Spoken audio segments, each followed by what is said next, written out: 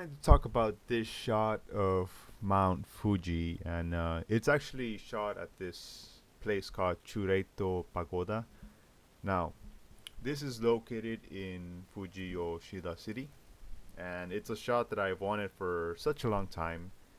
And you know what? It wasn't exactly easy, but I knew what I wanted. I wanted to create some kind of autumn shot, but the thing is, I knew by the time I was going to get to this place that most of the autumn leaves were going to be already like falling down and everything. So I had planned on taking this picture with an infrared camera.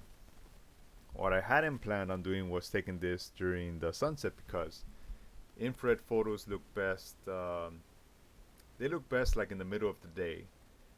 Luckily, things worked out quite well and the sky came out quite nicely. Anyways, it's actually quite easy getting here. The thing is, you have to climb up a lot of stairs, and it can be pretty tiring. When you get to the very top, there's actually Wi-Fi there. I was kind of surprised, but that's beside the point. There were signs for some bears. I've never heard of anyone getting attacked by a bear there, but just in case, be prepared to meet a ton of tourists because I think anywhere in Japan you're going to just be facing a ton of tourists, especially in a spot like this. Luckily, around sundown, people start leaving, so it's not hard to find like the spot to take this photo. You just go where everybody else is. I took out my infrared camera. I have two different kinds of filters. I have the 550 aerochrome filter, which produces this like kind of reddish color, and also I have the 590, which produces kind of pinkish tones, more like cherry blossoms. And I think 590 works best in the middle of the day, but luckily 550 aerochrome works really good even around sundown. That's how I was able to get this like rich, deep red, rich color. What you don't see in this picture are the people. That's because I cropped them out.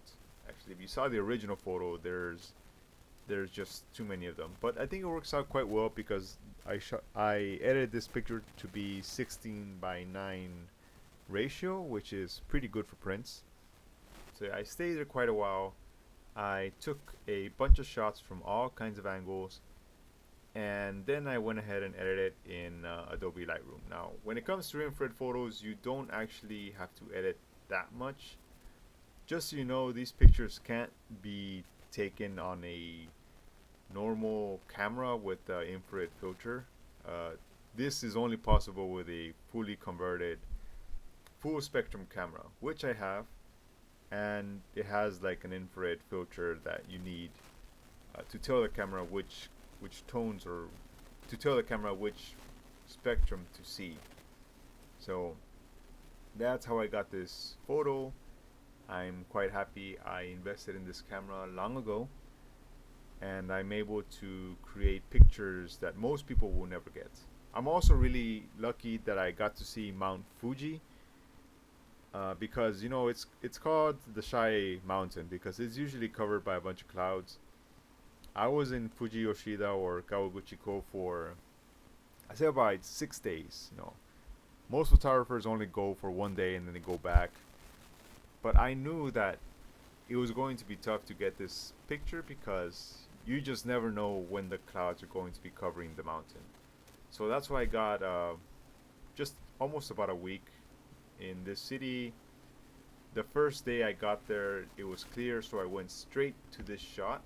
I didn't want to miss it. And I was lucky because day one and day two was pretty clear, but every day after that was like overcast and clouded and couldn't really see Fuji well. So you could say I got really lucky. So if you see Fuji being clear, you should take advantage of it.